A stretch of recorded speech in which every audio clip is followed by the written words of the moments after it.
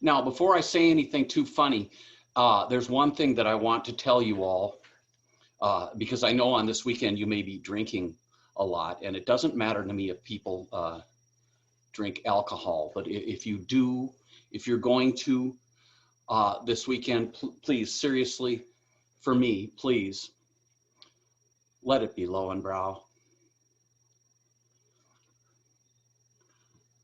My name is Guy.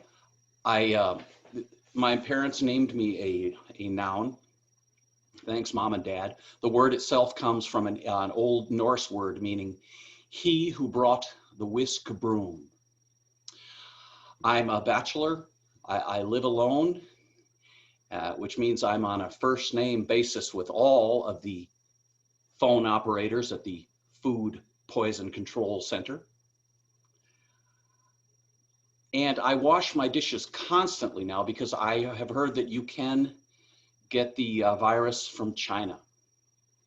Wait, don't go. It gets better. Let me check that waiting room to see. I don't quite understand how to use it, but I have to make sure it works. I'll tell you a true story though. I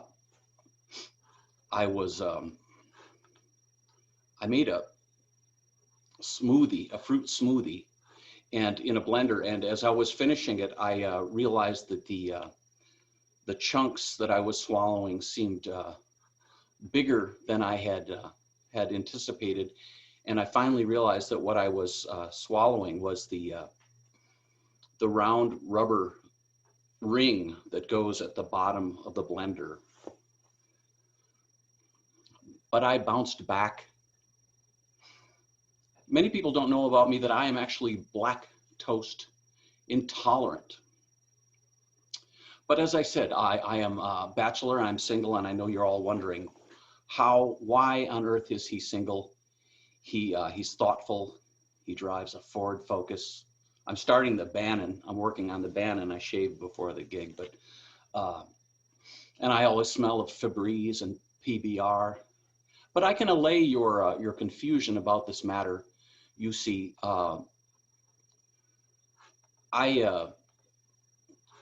you seen these commercials where people they're all at a meeting and there is a man, they're couples, they're all at a meeting and there's a man up front who he has eyes close together and he's talking about gutters and leaves and cleaning leaves out of gutters, and everyone is there. They're mostly older couples and they're asking pertinent, intelligent questions about this topic.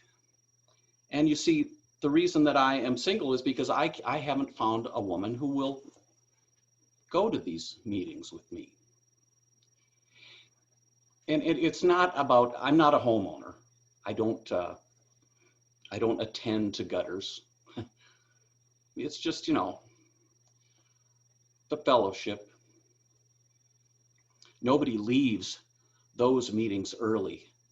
That reminds me of a time I was quite a young man and I had my sights set on a young woman with whom I taught water skiing.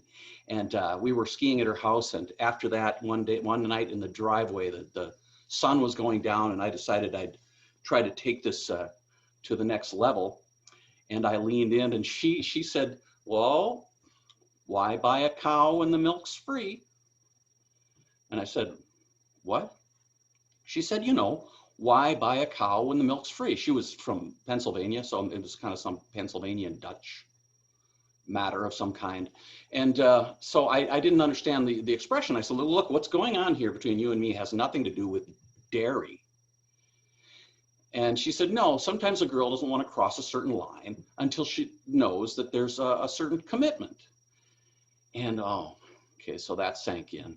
And my mind is racing to see how I can you know, make this work out.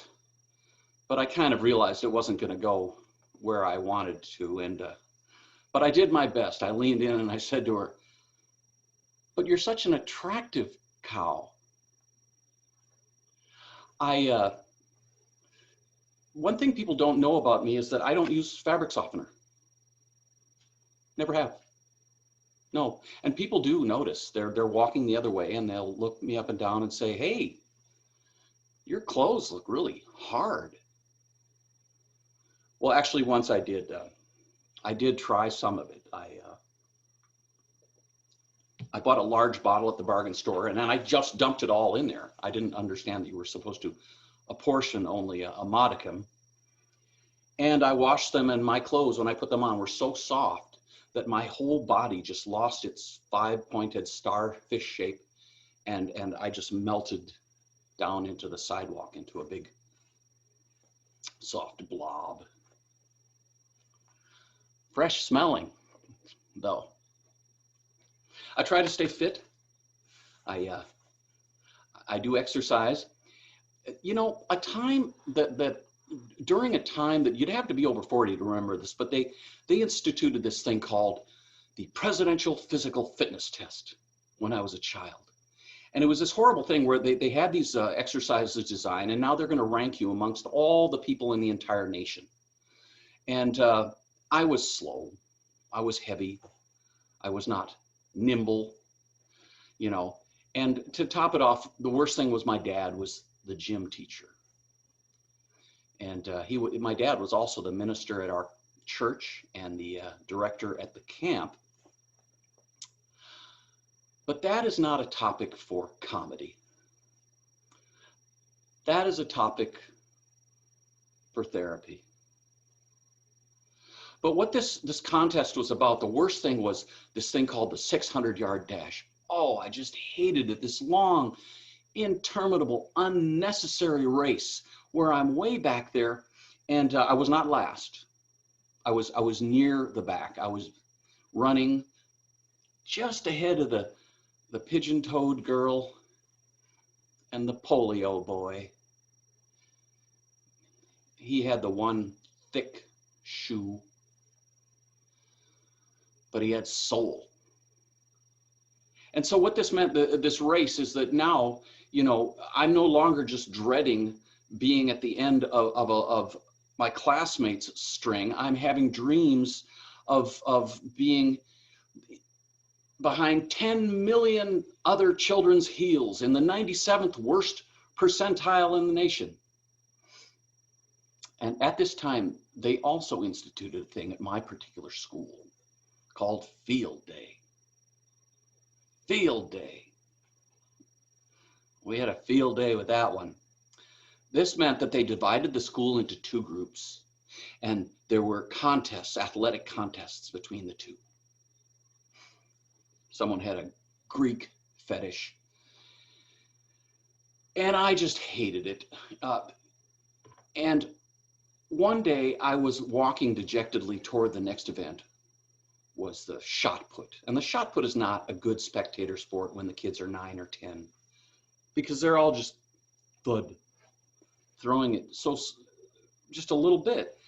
And I was sad, and I'm just wishing, you know, I didn't have to go and that I could be back in the classroom where I belong, kicking Lisa Krogness's ass at phonics.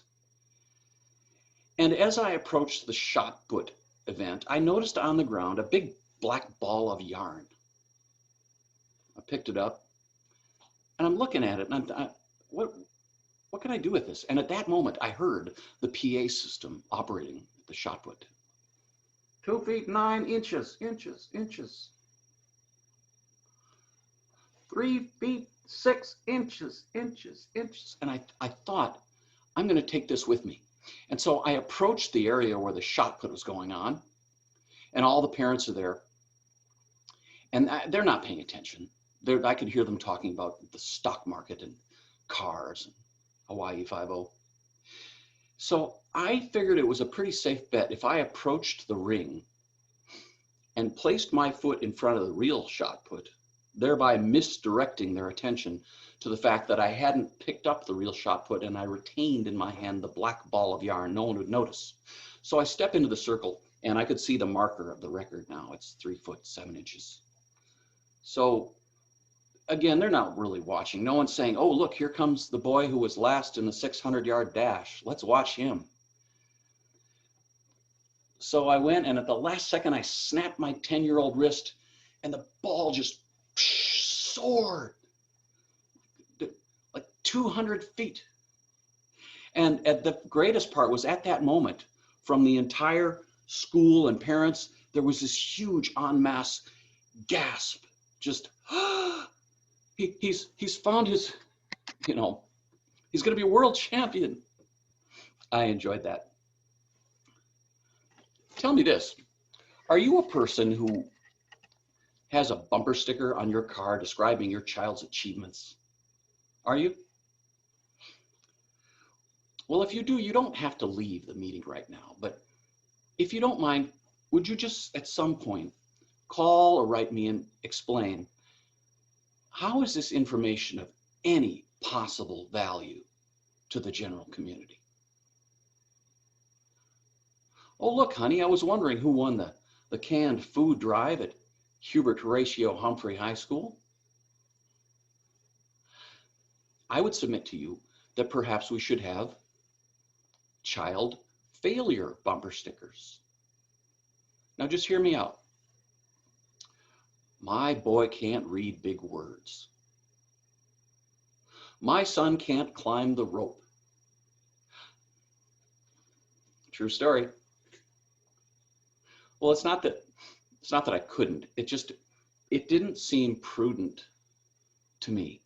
I mean, you're up there 25 feet and there's this 1.5-inch mat.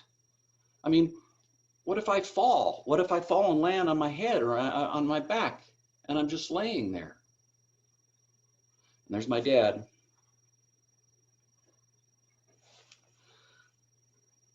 My daughter can't kick the ball. Now you might say, Guy, what is to be gained? Why would you have such bumper stickers like this? Well, I would submit to you that it might just be motivational for the child. I mean, think of it. You come out of the house in the morning, you're 9, and there on your dad's bumper sticker, my son placed last in the 600-yard dash at Blessed Heart of Mary Middle School. That'll build a fire under the lad.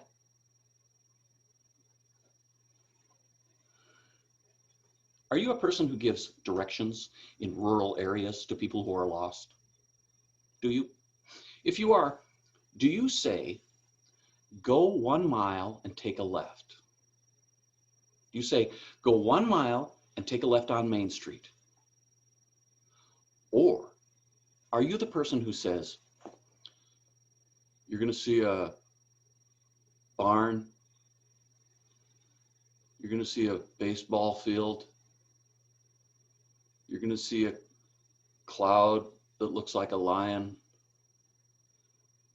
you're going to see an old white dog tied to a tree lying down, you're going to see walking the other way the guy that used to play Uncle Charlie on My Three Sons. Not useful. And if you're that person, I wonder if you're also the one that says you can't miss it. You can't miss it. You know something? If you tell me you can't miss it, I'm going to bet you I'm probably going to miss it. Did you ever take a Greyhound bus in rural areas? It's been a long time, but I used to. It was cheap, and it was horrible. I mean, the thing behind your head on the chair was like covered with bacon grease. But the best thing was the stations, the Greyhound stations, like an acting school in themselves. And I remember a particular time I was traveling, I think, to see my grandma in rural Minnesota somewhere, and I was at a station for a transfer. Now, in those days, I would kind of look around to see if there was another person who was amenable to some combustible mischief outside,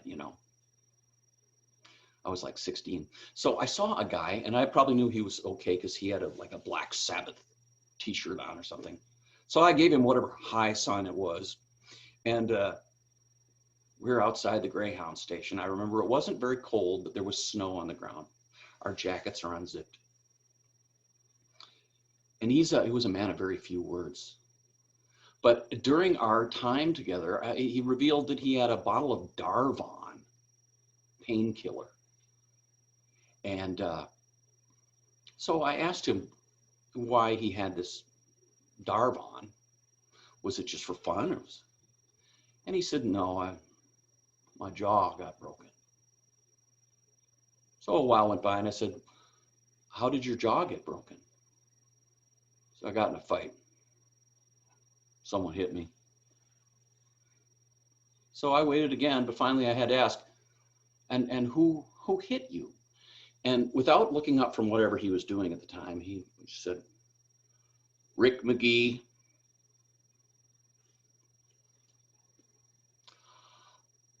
Oh, why did I even ask? Rick McGee, out here. And then that's all he said.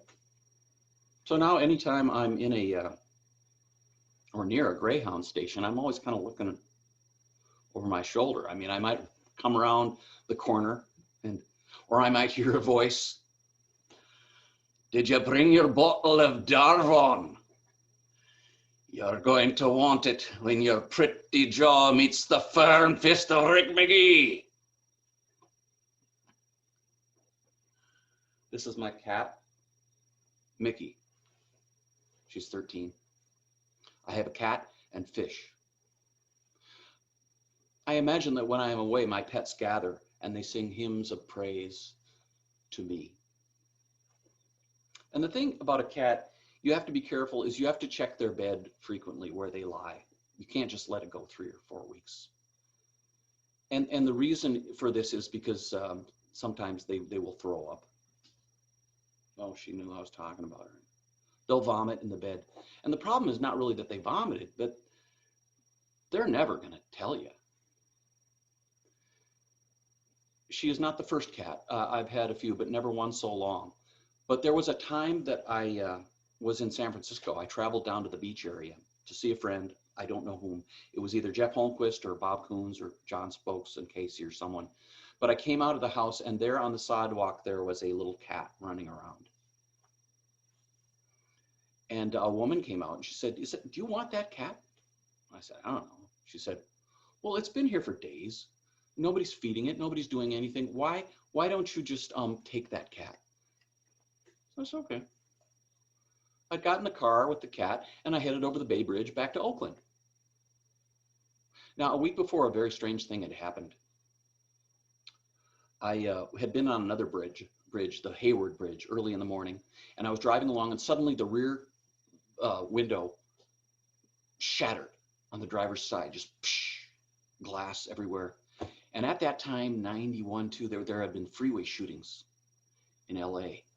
And my heart almost stopped. I almost swerved off the bridge. It was just so bad. So we later figured out that it must have been just thermal stresses in the door of an old car. I'd been Santa Cruz down the mountain.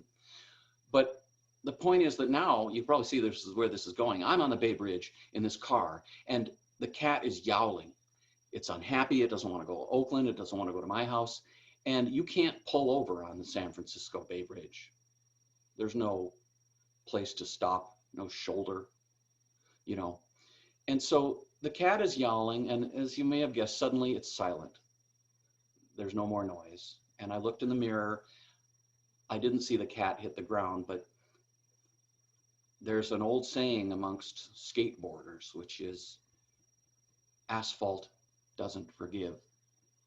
So this is sad, it's not funny. But now what starts happening is all these people are pulling up next to me on either side and they're honking and your cat, what are you gonna do? And I didn't know what to do because I couldn't just ignore them. And I couldn't just act like, well, I only had it 20 minutes, doesn't matter. And I'm driving along and I realized that I'm sort of feigning more aggrievedness than I actually had because I didn't know this cat very well. But then I thought, what if someone calls the cops? They've all got my license plate number now. What have I gotten myself into? And PETA and the ASPCA are going to come, and I'm on the 6 o'clock news. Dennis Richmond, Ron Majors, a terrible incident of cruelty today on the Bay Bridge. So it seemed like forever with all these people driving around me. And then when I got to the end of the bridge, I pulled off really fast, ostensibly to grieve my loss, but it was actually just I wanted to get away from these people. I live in this apartment in Georgia, and here there are a lot of spiders. I was spraying for it, and I didn't realize that the can was pointing the wrong way, and all the spray went up into my nose and mouth. And so I ran to the sink and I washed out my eyes and everything, and I was okay. But then I lay on the couch, and for about 30 minutes, I experienced a not unpleasant stupor. And then I wanted to eat flies. Do you think it would be awful to be the animal, the frog? Who would want to be a frog? I mean, they could pretty much just hop. There are certain instances that they can walk, but you don't want to hear about it because that's after they've been hit by rocks, big rocks, by little boys. You know, if there's an afterlife, there's going to be a whole bunch of angry frogs waiting for me. And they eat flies, which are filthy. Frogs. Everyone wants to eat your legs. I think the only good thing is that maidens and princesses want to kiss them. And also, being a toad might not be very good. They're ugly. Did you know that toads secrete a milky substance from their back, from these things that look like warts? They're not warts. But this potion that comes out of them actually has been proven to have an intoxicating hallucinogenic effect. This is absolutely true. And this is one of those things in life that just makes you wonder, who first thought of this? Look at that toad. There's a milky substance coming out of its back. It's not a wart. I wonder. It's worth a try. Is it? Maybe not. But this might have started because people saw dogs with toads in their mouths. I have seen this.